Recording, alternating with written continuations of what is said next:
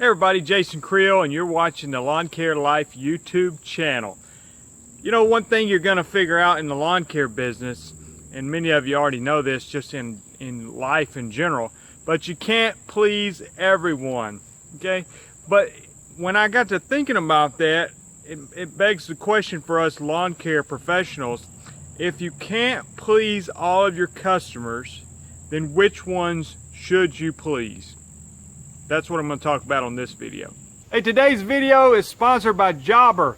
Jobber is a lawn care software that if you need a software to do your invoicing, your scheduling, to receive payments with a built-in credit card processor, check out Jobber. There'll be a link in the description. And I'm also wanted to tell you that I am partnering with Jobber Academy. Jobber Academy is an extension of Jobber, the brand, where you can find resources like articles and videos, and I'm going to be producing some exclusive videos for Jobber Academy coming up, so check out those links in the description. Alright, so we can't please everyone, and got that. So what I mean by that, of course you're going to have people get mad and fire you, but that's not really what I'm talking about. What I wanted to talk about is, let's say you're a high-end lawn service and somebody calls you and says, hey, can you, high-end meaning, let's say that you focus on these wealthy customers. They want weekly mowing and want everything kept perfect, hedges, flower beds, everything, looking great. And somebody calls you and says, hey, I'm looking for somebody to cut my grass every 2 weeks, and sometimes I could probably just get by every 3 weeks. And I just need, I don't care if you edge it or do any trimming, whatever, I just need it cut, and you as a professional focusing on a certain client might not can please that person looking for the cheapest service in town, and vice versa. You might say, you know what, we're gonna take on a lot of customers, I'll take anything I can get, and we're more just volume, it's cut, edge, and blow, and that sort of thing, and we try to get as many yards as we can, do a good job. But you might not take on that person who's looking for, willing to pay more for the full service package, that wants the mowing, the weed control, the hedges, all of it in one bundle. Okay, so who should you please? I mean, how does it work? Because we can't.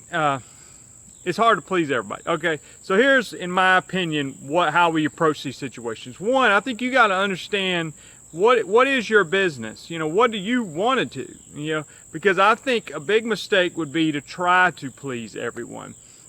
Meaning, okay, so and so wants me to do full service package, so I'm going to start doing full service for him.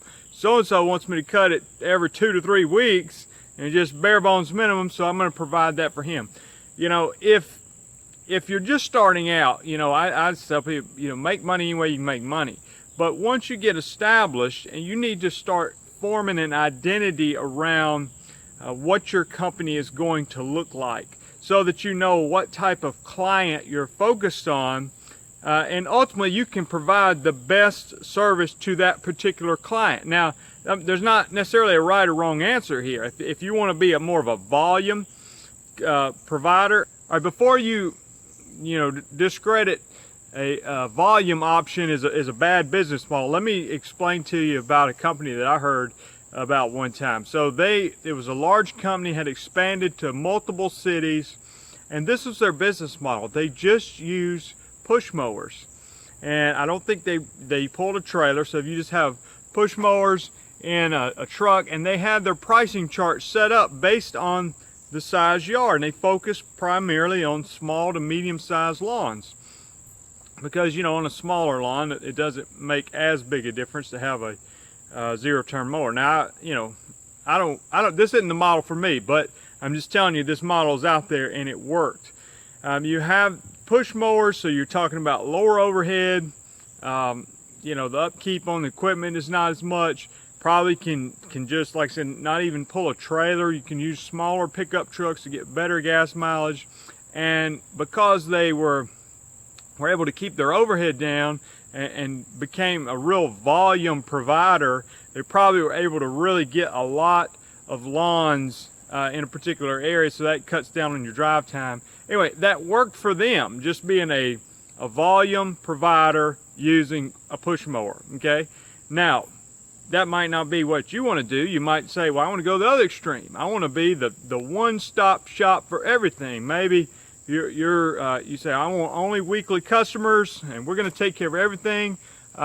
You know, if you don't have your spray license, and you might sub out the spray into somebody, and that's fine, you know, and you can focus on that and build your model around that. I'm saying there's different models, but the whole point of the video basically is you need to choose a model and quit trying to juggle around and you know, please everybody, because you're not going to be able to. And if you try to have you know, that's why I think it's okay to turn down business. I think it's okay to say, just if you don't like trimming hedges and you don't want to trim hedges, you just say, we don't offer that service. That's fine. You may say, we only offer hedge trimming. You're going to be the capital hedge trimmer in the whole town. You know, that's fine too.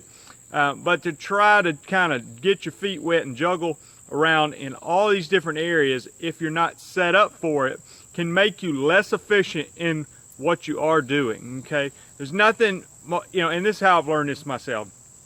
If I was cutting grass and then I decided, you know what, somebody asked me about putting out sod, okay? Now, you can make a lot of money putting out sod, but if you're not set up to put out sod, it's not what you normally do, it's not what your employees normally do, you don't have the truck to necessarily do it, you say, well, yeah, you know, I can make that work. It ends up being a lot bigger pain than you realized, and a lot less profitable than you realize, because it's not what you normally do, okay? So anyway, that's the whole point of the video.